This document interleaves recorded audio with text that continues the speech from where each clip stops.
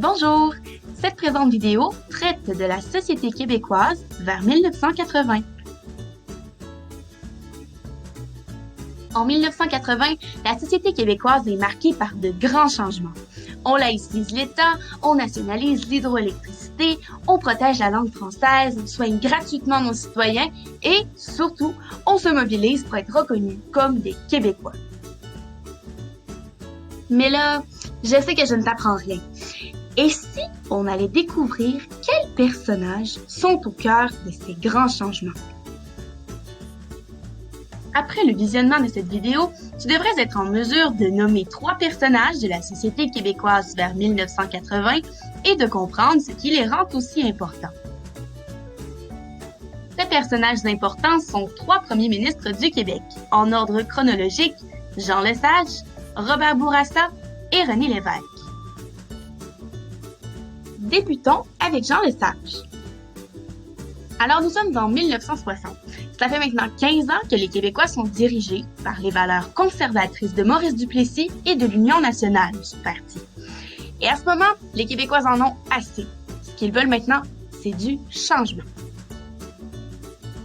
Ils élisent donc Jean Lesage à la tête du gouvernement ainsi que le Parti libéral du Québec. Et c'est le début d'une nouvelle période, celle qu'on appelle la Révolution tranquille.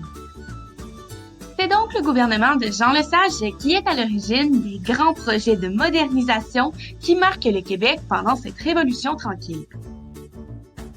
D'abord, le gouvernement de Jean Lesage accorde le droit de vote à 18 ans. Aussi, étant donné que l'Église catholique a beaucoup de pouvoir sur le peuple et qu'elle dirige la plupart des services, comme les hôpitaux et les écoles, Jean Lesage veut redonner du pouvoir au gouvernement. Et pour ce faire, le gouvernement de Jean Lesage met en place l'assurance hospitalisation ainsi que le ministère de l'Éducation. C'est ce qu'on appelle la laïcisation de l'État. Également, en 1960, les revenus des francophones sont parmi les plus bas au Canada parce que l'économie est monopolisée par les anglophones. C'est d'ailleurs le cas des compagnies d'hydroélectricité qui revendent l'électricité très chère aux citoyens québécois. Le gouvernement de Jean Lesage veut donc leur donner plus de pouvoir économique en facilitant l'accès à l'éducation et en créant des institutions. Le Québec rachète donc toutes les compagnies d'hydroélectricité privées et les intègre à la société Hydro-Québec. Par ailleurs, c'est en promettant la nationalisation de l'hydroélectricité avec le slogan « Maître chez nous » que Jean Lesage réussit à se faire réélire en 1962. Le gouvernement de Jean Lesage reste au pouvoir jusqu'en 1966, alors qu'il est défait par l'Union nationale. C'est aussi ce qui marque la fin de la Révolution tranquille. Passons maintenant à notre deuxième personnage, Robert Bourassa, qui a été élu premier ministre du Québec en 1970 avec le Parti libéral. Le gouvernement de Robert Bourassa a lui aussi été à l'origine de grands projets au Québec.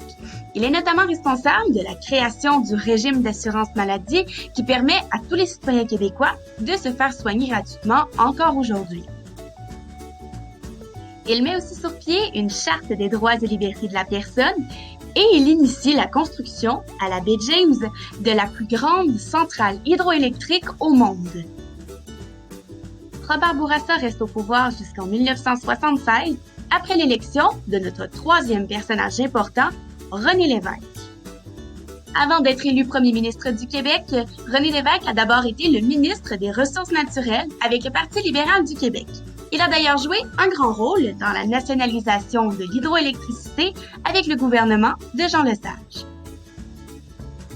Puis, il fonde le Parti québécois avec qui il est élu en 1976. C'est sous son mandat que la Charte de la langue française est adoptée, faisant du français la langue officielle du Québec. René Lévesque et le Parti québécois sont surtout connus pour être à la tête d'un référendum sur la souveraineté en 1980. Depuis la naissance du mouvement indépendantiste pendant la Révolution tranquille, les Québécois envisagent la séparation de la province du reste du Canada pour faire du Québec un pays indépendant. René Lévesque reste le premier ministre du Québec jusqu'en 1985. Et voilà! Maintenant, tu connais tous des personnages importants de la société québécoise vers 1980.